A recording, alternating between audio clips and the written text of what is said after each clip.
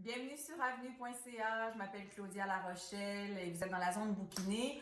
Merci d'être là. Je suis dans un semblant de nouveau décor. Je suis en déménagement.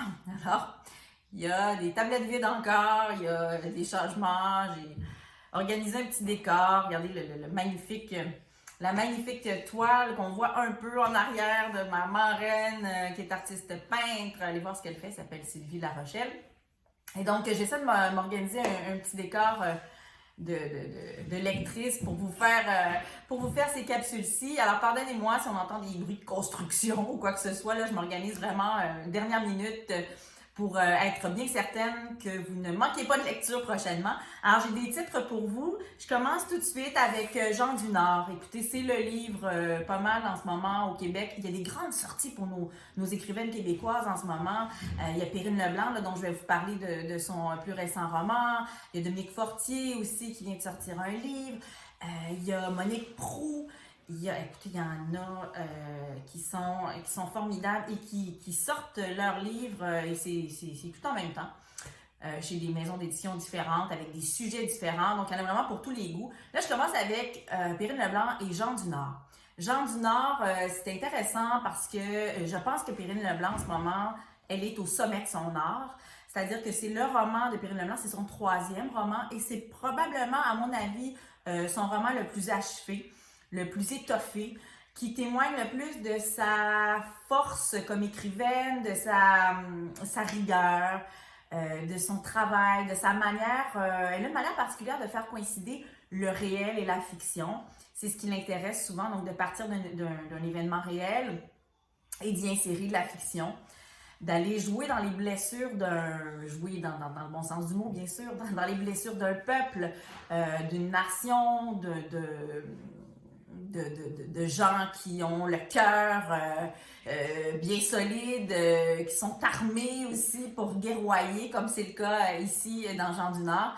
Donc vraiment, elle a ce talent-là, un talent fou. Et ici, c'est ça. Ben, vous voyez, c'est dans la petite collection blanche chez Gallimard. Perrine Leblanc en fait partie de ces privilégiées chanceuses et elle le mérite grandement, évidemment. C'est de ces Québécoises qui publient en France. Et là, c'est pas n'importe où, c'est quand même chez Gallimard. On s'entend que Gallimard, c'est une maison d'édition fort prestigieuse. Alors voilà. Jean du Nord, qu'est-ce que c'est? Ben, d'abord, c'est un roman. On plonge dans les années 90 et on se retrouve entre Paris, Montréal, Belfast, Dingle. Et on est aux premières loges pour assister à la rencontre entre François Lebart, qui est un journaliste français, et il travaille aussi pour les services de renseignement. Et on a Anne Kelly, qui est une journaliste québécoise, qui s'intéresse à l'assassinat d'un écrivain là-bas, qui s'appelle Samuel Gallagher. Et Samuel Gallagher, il était très impliqué, très engagé dans l'armée républicaine irlandaise. Donc, ça se passe en 91 principalement. En fait, le début de l'histoire, c'est l'exécution. Ce livre-là s'ouvre sur l'exécution de Samuel Gallagher.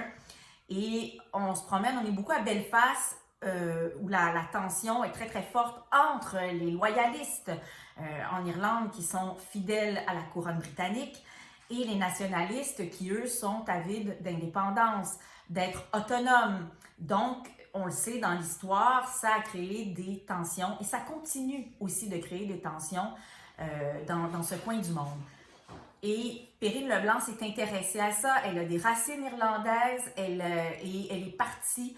Elle a mis plusieurs années, ça faisait 8 ans qu'elle n'avait pas publié. 8 ans après Malabo, elle a mis 5 ans à écrire ce roman-là. Donc, elle s'intéresse à cette histoire-là, une histoire qu'elle a imaginée, qui pourrait être vraie, tellement elle imagine avec beaucoup de vérité certaines choses qui sont en lien avec l'actualité. Et c'est très fort parce que on est à la fois dans la psyché de ces personnages-là auxquels on s'attache. C'est un roman, il y a un suspense, c'est un roman un peu d'espionnage, mais une histoire d'amour aussi en filigrane qui donne une touche autre à ce livre-là. Un livre qui est sans flafla, sans fioriture, qui va droit au but, une écriture dépouillée, c'est quoi, c'est 180 quoi, 183 pages. Il n'y a rien de trop. Tout est précis, tout est juste dans ce livre-là, dans cette enquête que mèneront ces deux êtres-là, donc Anne et François, pour tenter de comprendre un peu ce qui est arrivé avec ce Samuel-là, à travers ces tensions-là dans ce coin de pays, en Irlande. Et ça nous touche inévitablement, ça nous tient dans une espèce de suspense. Il y a quelque chose de cet ordre-là aussi dans ce livre-là. Et bon, comme tout ce qui se passe dans la guerre, il y a des secrets d'État, il y a des menaces, il y a de l'espionnage, il y a une certaine forme de violence, mais il y a une passion aussi. Et cette passion-là se dégage à travers ces pages. Elle est palpable, cette tension. On est vraiment, moi je trouve qu'on est dans Eros et Thanatos aussi beaucoup chez Perrine Leblanc dans ce livre-là. Donc, pour ceux que ça intéresse, après L'Homme blanc, Malabour, c'est son troisième roman, donc Jean du Nord, chez Gallimard. Donc, je le précise, c'est 8 ans après Malabour, c'est 5 années de travail sur le terrain, de recherche. C'est une pure Perrine Leblanc, c'est-à-dire qu'elle se donne corps et âme à son travail, elle se dévoue entièrement, elle ne fait que ça. Elle est complètement dédiée à son art, ce qui est assez rare et ce qui demande beaucoup de courage et de renoncement aussi sur certaines choses, j'imagine, parce que vivre de sa plume au Québec et même ailleurs, souvent, c'est pas de tout repos. Alors voilà pour la courageuse et brillante Perrine Leblanc. Maintenant, écoutez, j'ai reçu des livres que je ne pouvais pas m'empêcher de vous présenter parce que moi je pense à Annie Ernaux, L'Atelier Noir. Voyez-vous, c'est dans la collection de l'imaginaire chez Gallimard aussi. On reste chez les Français, chez Gallimard. Annie Ernaux, vous savez, j'en parle à quel point cette écrivaine-là est mon écrivaine phare, mon écrivaine préférée, celle qui, sans doute, a créé, a su me secouer, qui à un moment donné m'a donné envie d'écrire aussi. Et son Atelier Noir, ben, c'est tous ces carnets-là, ces journaux d'avant-écriture qu'elle tient à chaque fois, avant d'écrire ses romans, ses récits, mais aussi pendant l'écriture. Donc, ses notes, ses gribouillis parfois, ses tops d'écriture, ses obsessions, ses réflexions sur l'écriture, le processus de la création, l'écriture de l'intime aussi. Moi, je l'avais lu il y a déjà longtemps, ce livre-là. C'est vraiment un de mes livres de chevet. Mais c'est une édition augmentée, donc qui vient de paraître, donc avec plus d'informations encore. Évidemment, quand il est sorti il y a quelques années, quand est sortie la première édition de l'Atelier Noir il y a quelques années, ben, Annie Ernaux n'avait pas écrit les plus récents romans. Donc là, c'est augmenté avec ses réflexions en parallèle à l'écriture de ses plus récents romans. Donc c'est ce qui fait la force, je pense, de cette édition-là. Voilà pour ça. Hey! Nouvelle édition ici, nouvel arrivage, LQ, Lettres québécoises, avec la sublime Yara El-Gaban sur la couverture du magazine, de la revue LQ. Elle est là. Grande et magnifique conversation avec elle. Je rappelle que c'est désormais, en fait, c'est un autoportrait qu'elle fait, Yara El-Gaban. Il y a des airs de Frida Kahlo ici, les amis. C'est magnifique, somptueuse. Je vous rappelle que c'est désormais, c'est la seconde, le deuxième arrivage avec à son bord Melika Abdelmoumen, écrivaine. C'est maintenant la nouvelle rédactrice en chef de LQ. Donc, très intéressante édition.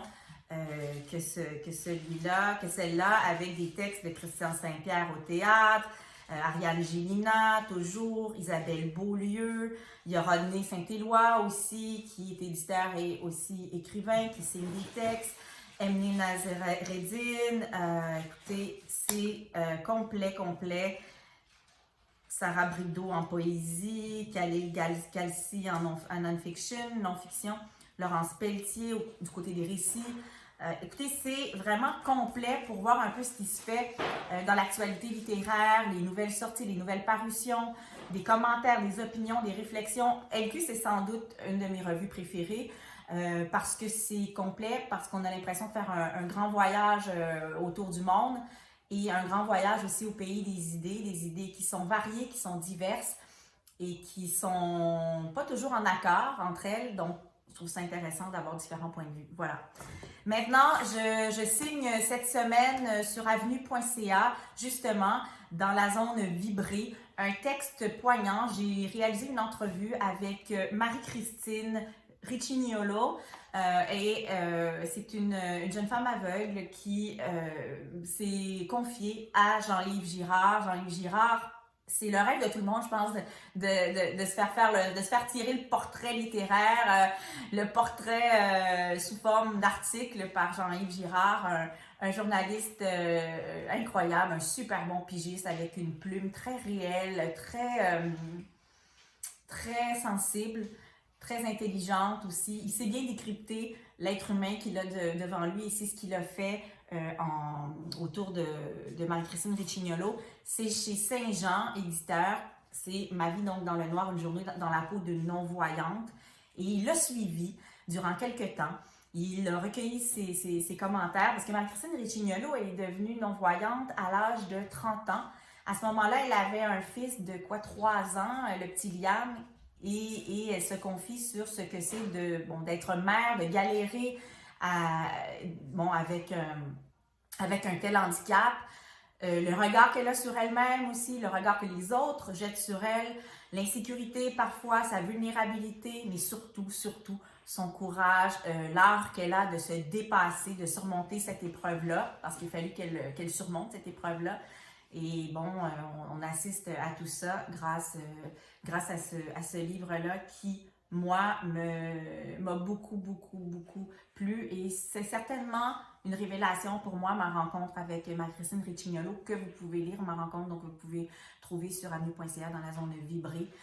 Et elle était très passionnée aussi par l'écriture de Nelly Arcan. Donc, je fais un parallèle entre la burqa de chair, donc un terme qu'a inventé, imaginé et tellement précieux, un terme de Nelly Arcan, qui est aussi une grande philosophe, en plus d'être une grande écrivaine qui nous a quittés, malheureusement. Mais elle en parle de Nelly Arcan. Et je fais un parallèle entre, oui, la burqa de chair vue par Nelly, mais la burqa aussi que Marie-Christine Riccignolo a dû laisser tomber elle-même en proie avec ces démons qui sont liés à cet handicap-là, qui la changent inévitablement.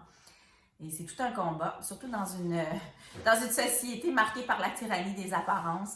Alors voilà pour nos titres en rafale cette semaine. Merci d'avoir été là. On se quitte et je vous reviens vite dans une demeure un peu plus achevée. Vous savez, c'est très important pour les gens qui écrivent et qui travaillent de la maison d'avoir une demeure achevée dans laquelle on se sent confortable. Alors, ce sera le cas très bientôt. C'était moi, donc au cœur de mon déménagement. Merci d'avoir été là. Suivez mes valeureuses collègues si douées sur Avenue avec leurs textes, leurs entrevues, leurs éditos et leurs chroniques. Voilà, merci. On se retrouve très vite. À bientôt.